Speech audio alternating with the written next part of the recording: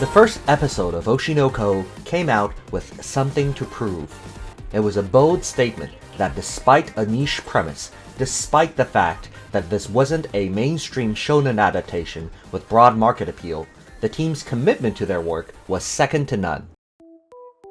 A feature-length premiere, 80 minutes worth, is an ambitious, almost arrogant display in an industry where animators typically barely manage to scrape by deadlines. And it shows confidence in the strange story to hold the audience's attention for that long, as it alternates between hyper-realism and wacky isekai. Produced by Studio Dogakobo, directed by Hiromaki Daisuke, and the brainchild of mangaka Akasaka Aka. This was his follow-up to the massive hit of Kaguya-sama, so naturally expectations were high. And they weren't misplaced, with animators like Hiroyama Kana giving it their all through the stretch. Emotional scenes in the manga turn gut-wrenching when animated.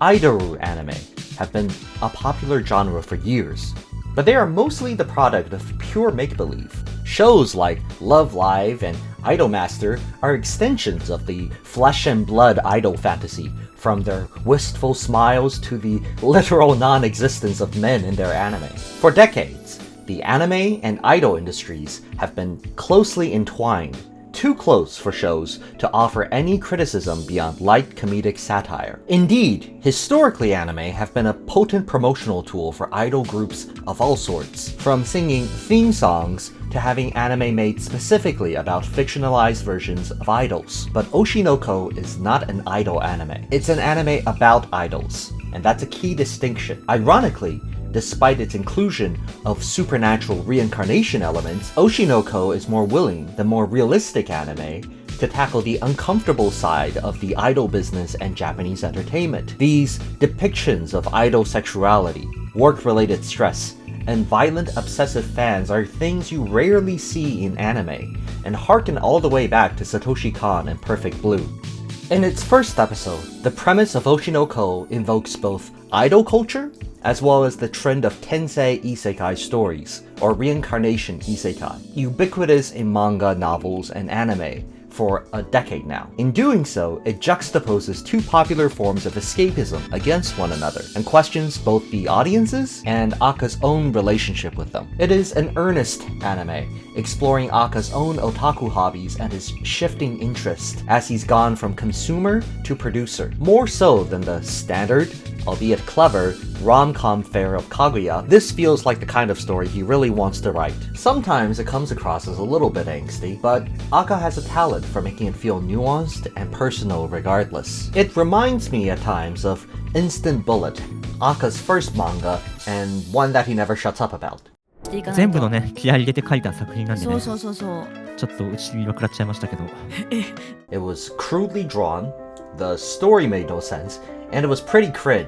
But it was also so touchingly candid. At times it felt like Aka was speaking to his readers directly, asking them for answers he didn't have, raging at his confusion with the world. That sincerity is carried over to Oshinoko in a way that was absent in Kaguya. Over the years, Aka's writing has improved, and rather than doing the art himself, he's found an artist who can actually draw hands. Where Instant Bullet was filled with yearning and insecurity, Oshinoko feels confident in its conveyance. The chaotic thoughts that were swirling in Aka's head had solidified into a specific worldview. Aka treats the story as a commentary on Japanese entertainment, and he has never been one to shy away from real-world incidents as inspiration, commenting on and even borrowing plot points from current events. From characters to entire story arcs, to the circumstances of Ai's murder, much of the story is synthesized from real events that happen to real, contemporary people. Sometimes, the details get so subtle that it becomes clear that Aka is speaking from his own experience in the industry. Indeed, it is difficult, if not impossible, to discuss Oshinoko without delving into the real-world idol business.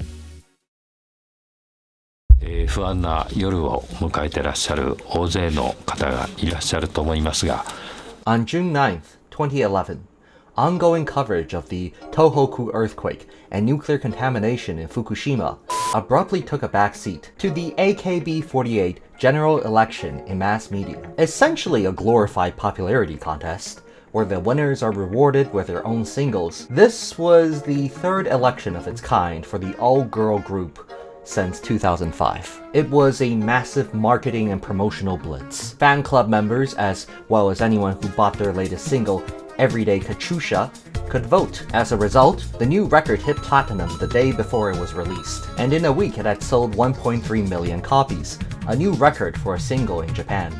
The results of the election were announced during a live event at the Budokan, a venue originally built for the Olympics. The ceremony was streamed to 87 theaters across the country, from Hokkaido to Okinawa, and also in Hong Kong, Taiwan, and South Korea. Tickets, be it for the actual venue or the theaters, sold out in seconds. In Japan, idols are more than just a niche obsession for a small group of fanatics. They are a public spectacle. Since the 70s, the Japanese idol has dominated its domestic media landscape, being the most ubiquitous form of celebrity. Despite being arguably the most defining feature of Japanese entertainment, the term idol lacks a proper Western equivalent, and is therefore frequently misconstrued by Western observers. While superficially idols might appear similar to singers, dancers, or actors, after all, they do sing, dance, and act, they are generally not expected to be very good at singing, dancing, or acting. Instead of their talents as performers, idols are marketed almost entirely based on their image. Every detail about them is part of the product.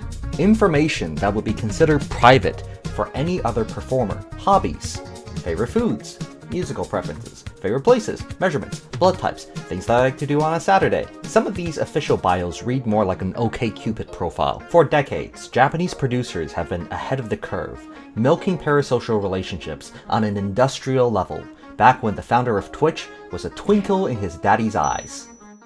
This is explicit in the language and narratives propelled by the idol industry. Idols are wholesome, gentle, loving.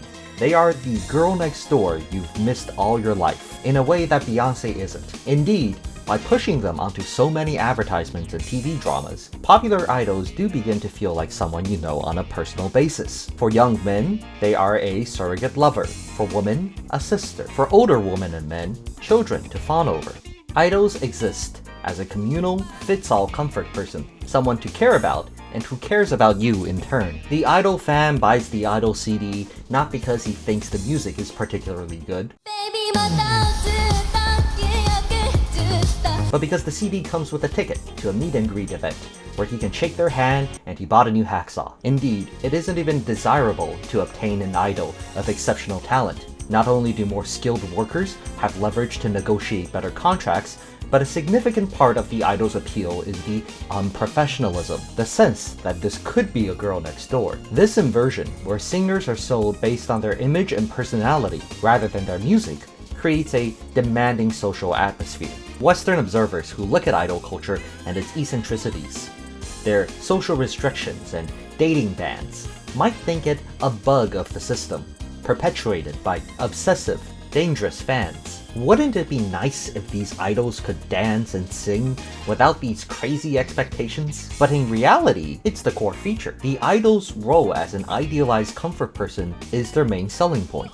Legitimate singers, marketed on their musical abilities, don't have to deal with these dating bans. If Ikura, singer of YOASOBI and Oshinoko's opening, were to get knocked up, who would bat an eye? Her appeal is based on her voice, her skill as a singer, not the parasocial fantasy she provides her fans. But without the fantasy, what's left for the idol? Their fans don't buy their CDs for the music. The social expectations of the idol, the facade of the idol's love, that is the substance of the idol. This is the great lie that I speaks of. Idols are inherently fabricated existences, celebrity for the sake of celebrity. Paradoxically, idols must appear sincere to their fans, despite their existence being the calculated product of market research. Fueled by the use of audience curiosity as a means of propelling this parasocial narrative, the private lives of idols are subject to constant, sustained exposure. They are expected to invite fans into their personal affairs, so the walls between genuine reaction and performance break down. As such, it can be difficult to know where the fabrications end and where the authentic self begins. It is, in the truest sense, living a lie. 嘘という魔法で輝く生き物。嘘はとびきりの愛なんだよ。Columnist Nakamori Akio, most famous for popularizing the use of the word otaku, wrote that the fundamental characteristic of the Japanese people is idolatry. During the wartime years, they worshipped the emperor, a living divine whose blood runs through all Japanese. With Imperial Japan's defeat and the loss of the emperor as a dominant figure in people's lives, they needed something else, anything else, to turn their faith to. The Yoshida Doctrine, the power of corporations, the idea that consumerism could replace the spiritual hole left behind. And with their strange rituals and the unyielding faith of their adherents, idols are the shrine maidens of capitalism. In a jarring twist, Oshinoko's premiere transitions from a realistic story about the perils of show business and teenage sex to a reincarnation isekai out of a web novel. Our protagonist's dreams come true, as Ai goes from imagined comfort person and idol to literal comfort person, their mommy. The imagined intimacy that every parasocial fan has with their Oshi becomes reality. It does seem odd how haphazardly a reincarnation story is kind of jammed into what would otherwise just be realistic circumstances, a showbiz drama with a murder mystery subplot. As the story develops, it's almost never brought up, and the characters form their own personalities, completely independent of their past lives. This isn't Mushoku Tensei. Our heroes aren't leveraging their knowledge as some sort of cheat code. Aka has enough Kaguya money to write whatever he wants, so I doubt he's just trying to hook the isekai fanbase with a cheap gimmick. Instead, I think it's a thematic move. The reincarnation is juxtaposed with the idol storyline as another form of escapism. Where idols and celebrity dominate social media, reincarnation isekai, or tensei isekai, has been the foremost genre among manga, anime, and light novels for the past decade. In these stories, our protagonists, whose lives suck in the real world, are freed of their worldly obligations through death, and then reborn into an alternate universe where instead of being exploited and bullied and overworked, they're the privileged and powerful ones. 容姿やコネクションを生まれた時から持ち合わせていたらって。Addressing isekai, Kawakami Nobuo, director of Dwango, argues that, in fact, the idea that you'll succeed by working hard is more of a fantasy. And in Japan, a term that's been gaining traction online recently is Oya Gacha, parents gacha. Isekai reflects a frustration with powerlessness, a feeling that you can't get ahead in life unless you were born privileged, rich, or smart, or powerful. Born with a cheat code for life. Created from grievances with the unfairness of society, isekai worlds are settings tailor-made for the desires of the reader. Wish fulfillment brought to almost absurd levels. The setting bends over backwards to accommodate your personal hobbies, making them the key to saving the world. The protagonist is usually so overpowered that nothing ever poses a threat. Everyone else is a literal plaything. It is a cradle. Once they've undergone the Tensei reincarnation, Aqua and Ruby get to live in an idealized dream. Our adult brain babies enjoy life nurtured by their favorite person in the world. Babies dancing with glow sticks, wisecracking a director man, getting breastfed by your Oshi. In a Mushoku Tensei vein, these babies get to exploit their memories as a cheat code to manipulate people around them. These elements are epitomized in a scene where the formerly crippled Serena got to dance together with her idol mommy. There, the wish she made as an invalid came true, and the death of her sickly old self is framed almost in a positive light. But the twins aren't the only ones enjoying their new life. Ai's own career recovers lightning fast, with genius Tensei babies that help her at every turn, from securing movie roles to standing her on Twitter. Ai soars to even greater heights than before her pregnancy, with 1 million fans and sold-out concerts and seemingly no major hurdles. All this while managing to keep her own family under wraps, the threat of scandal being little more than a comedic riff. It almost seems too good to be true. To some extent, this setup is just good storytelling technique. The higher they rise, the harder they fall. But through the inherent escapism of isekai narrative, Aka is able to highlight the absurdity in the wish fulfillment of idol fans. An idol is a fantasy comfort person, taking on surrogate intimacy. And through Tensei reincarnation, I becomes the literalization of that fantasy. Through Tensei tropes, Aka points out how the comforting fantasy of the idol isn't that much different from the comforting fantasy of isekai. After all, both stem from an aversion to reality, but readers of reincarnation fiction struggle with socio-economic issues, while idol fans are socially alienated. Isekai fans want to be someone else. Idol fans want to be with someone else, and both isekai and idols are alike in how shameless they are in their pandering, whether that's to MMO nerds or train otaku. 2番線ホームは地下 32.8 メートル上下2層構造になっています。私のことも深く愛してね。トレイオーレの線の六本木。 The last AKB48 general election took place in 2018. It still remained an exceedingly popular event, this time being held in the Nagoya Dome and selling 3 million copies of its associated single, Teacher Teacher, the third time ever in Japanese history. However, circumstances had changed. The pressure of the general elections was causing members to go without eating or sleeping. Girls were collapsing on stage and screaming at fans. The third place winner, Miyawaki Sakura, who had been an idol since the age of 11, had a mental breakdown and missed most of the event. Combine all this with a particularly bad scandal, where NGT48 attempted to cover up a home invasion assault on one of their members, and the election couldn't go on. The brutal truth of the real world of idols sinks in with the plunge of the knife in Ai's abdomen. The peaceful dream of the prologue was set up to be subverted, and Oshinoko's commentary on the dangers of the idol industry reaches its apex with Ai's death. From there on, the wacky initial premise is abandoned. The glitz of Ai ceases to sparkle with her passing. Now we descend into the world of underground idols in seedy theaters, desperate girls facing hard truths, taking competitive, no-name jobs with little pay. And rather than a cheat code, on the few occasions where it does show up, Aqua's past life hangs over him like a curse, a literal ghost of trauma that prevents him from obtaining happiness. Neither idols nor isekai can save you from reality.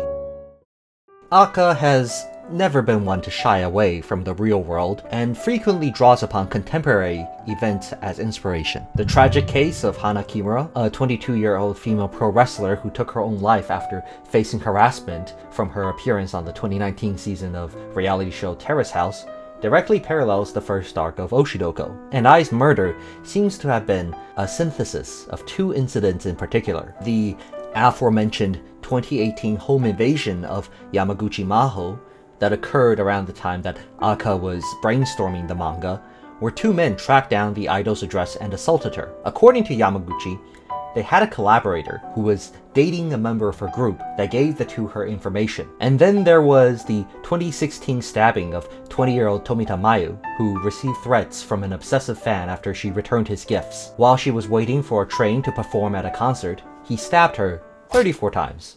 Unfortunately, Oshinoko can be very true to life, down to the heartless reactions in the media. While violent crime against idols has always been rare, it is still an ever-present danger for the profession. Less violent crimes, like stalking, are virtually a given. Still, the biggest anxieties idols face are rarely from would-be killers. Teenage girls are already their worst enemy, and in the age of social media, performers are more self-conscious and insecure than ever before. Every stream on Showroom is effectively a real-time popularity contest. In Kaguya-sama, Twitter was an occasional background plot device, but in Oshinoko it becomes a Greek chorus, fanning the flames of self-hatred. Idols, constantly surrounded by intense, high-pressure scenarios where they're faced with competition and scrutinized by the rest of the world, are almost inevitably doomed to self-destruct. 嘘に嘘を重ねて、どんなに辛いことがあってもステージの上で幸せそうに歌う楽しいお仕事。 There's a long-standing tradition in the idol industry to not let effort show, to hide your pain and hardship and keep a smile on at all times. That is an idol's bitoku, her virtue. It is all about that image you exude. And while talking about subjects like overworking, harassment, and sexual assault might be cathartic, their fans come for fluffy escapism, not drama. Some might be supportive, but many will feel alienated. You can't break the fantasy. It should come as no surprise that AKB48 apparently has something of a mental health crisis. Impossible hours, constant criticism, and the social isolation of being an idol and putting up a front all the time create psychological malaise. And those are just the successful ones. There is a dark joke that you can track the career of an underground idol by the self-harm marks on their arms, like tree rings. On occasion, this pressure even leads to tragedy. But in an incredibly competitive field where every year, fresh new faces, young and nubile, enter the fray while you grow tired and old, who can afford to rest? Ai's fans will not mourn her long. They'll find a new Oshi soon, as the abundance of starry-eyed girls conditioned since birth means that the gap is never vacant. As one idol burns out, another soon rises to take her place. Most idols have extremely short-lived careers, on average less than 3 years for women. High turnover induced by the immense stress of the work. But because the appeal of idols is primarily the product of marketing, it creates a system where idols are generally interchangeable. A sort of disposable mass culture. Modern idol groups are intentionally designed to be in constant rotation, with sister groups and trainee groups attached, ready to swap out one broken part for another at a moment's notice. AKB48 can, and has, churned through hundreds of idols in its 2 decades of existence, and yet it remains AKB48. The indomitable spirit of Ai, her muteki no egao, that is the platonic ideal of the idol. She has the talent, endurance, and almost psychopathic ambition to embrace a fabricated life. The expectations, the hard work, the alienation, none of it seems to faze her. And divine intervention might be the only thing that can stop her streak. For the rest of the series, Ai's successors chase after her, reaching for that ideal, only to stumble on their own humanity. Indeed, a person so resilient as Ai could only exist as a fiction, a fantasy. The smiles of the idols may be artificial, but they are contained within a human body, one with its own heart and soul. The industry is a millstone, grinding with impossible expectations on top and public outcry below. All the while, contenders from all sides eye your position, and obsessive stalkers constantly put your physical safety at risk. The death of Ai may have been tragic, inspired by real events, but it is ultimately still fiction. Ai got to die fulfilled, in the loving embrace of her children. Real life is rarely that cathartic.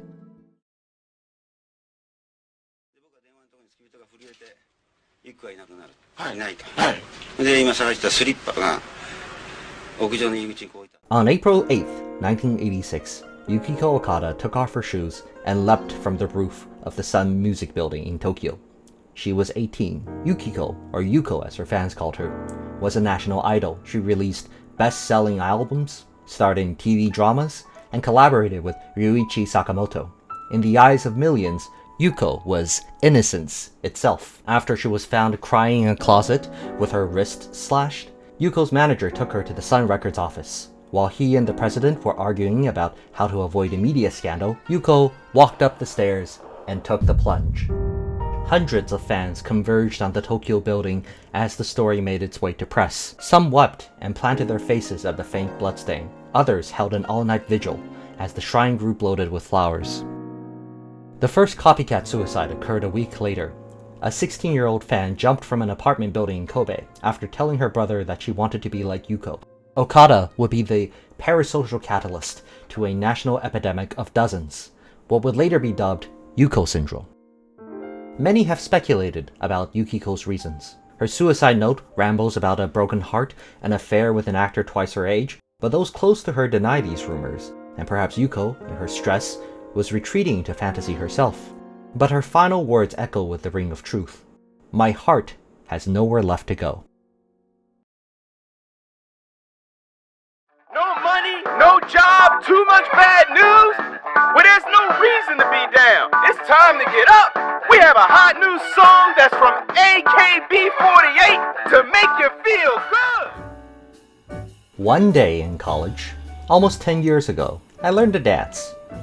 It was me, a Thai bodybuilder, and a Nigerian guy who was really into Super Sentai. 3 otaku.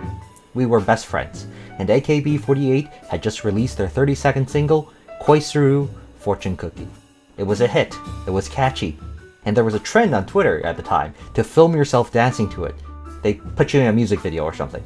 So we learned the dance over a week between classes.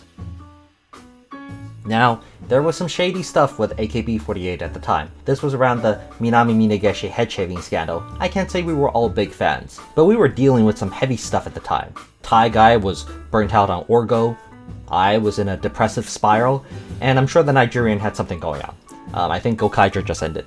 And to the tune of Sashihara Rino's voice, we danced our troubles away. As the slogan goes, Koichun odoreba, Iana koto mo wasure rareru. If you do the koichun, you'll forget the bad things. Throughout Oshinoko's story, despite how Aka constantly points out how manufactured showbiz is, how people are damaged by it, there's no shortage of joy either. The idol may be fake, her act may all be lies, but the smiles on the faces of the fans are real. Aspiring actors with hope in their hearts, fired up fans who live for the shimmer of an idol on stage. There's an earnest appreciation here. A love for the sweaty concert venues, the grueling training sessions, even the ridiculous online spats we engage in. It is, ultimately, optimistic. It is easy to be cynical about idol culture if you want to be. Hell, without even trying. The industry is pretty messed up, and if any fan decked out in a hoppy and glow sticks took a good look at themselves in a mirror, they realize how stupid they look. It's a house of cards built on inane fantasies and underpaid labor. Entertainment is an industry rife with abuse, and capital has the ability to subsume critiques of itself. Even an anime derisive of the idol industry like Oshinoko is a cog in the machine, and contributes to an equally exploitative industry in animation. But such pessimistic outlooks ignore the very real joy that idols spark for millions. They are a foundational part of Japanese media, and for all the criticism that can be levied at the industry, those that love idols love them genuinely. The Sakamichi stans on Twitter aren't oblivious to abuse and exploitation, but they love their Oshi regardless. But perhaps the biggest fans are the idols themselves. If there's anything truly authentic about idols, it's their passion for other idols. The thousands of girls that engage with the idol industry know its dangers. They are far more aware of the pressures and risks of being an idol than you or I. But they persist, nonetheless, out of love. Japanese Christmas has nothing to do with the birth of Jesus Christ. There's no mangers, no baby. It was marketed by KFC to sell chicken. But every year in Tokyo, people deck the trees in lights, and kids sit on the lap of Colonel Sanders dressed up like Santa. Reality isn't a Boolean operator, true or false. What matters is what things mean to people, regardless of how they came to be. Christmas is a lie, but the warm feelings are real. It's become a real holiday. Yeah, it's corporate and cynical. Yeah, it has no relation to Christ, and people eat extra crispy drumsticks instead of turkey. But it's a holiday that the Japanese celebrate regardless, with their own traditions and stories. Ai's lies live on in the star sapphire irises of her children, and those who inherit the will of Ai. The thousands upon thousands of starry-eyed hopefuls with more ambition than musical talent, who dream of the stage, who willingly immolate themselves to ignite our dark nights, if but for a brief moment. Even if they're doomed to burn up, their courage and passion in the face of overwhelming odds is nothing short of extraordinary. The parasocial machine of the idol industry has since spread to VTubers and influencers, as Aka himself should well know. And I'm not gonna pretend that I'm immune either. I love it when cute girls pander to me. To say that all this is joyless or pernicious will be an affront to everything they've worked for. Koisuru Fortune Cookie is only a 5-minute song, unless you buy a Prius. Escapism can't last long, but those memories give us the strength to go on when the real world is tough. Harsh reality begets sweet dreams, and uncomfortable truths become sparkling lies of showbiz. They're two sides of the same coin, so wouldn't it be nice for those lies to become the truth? Right? Right?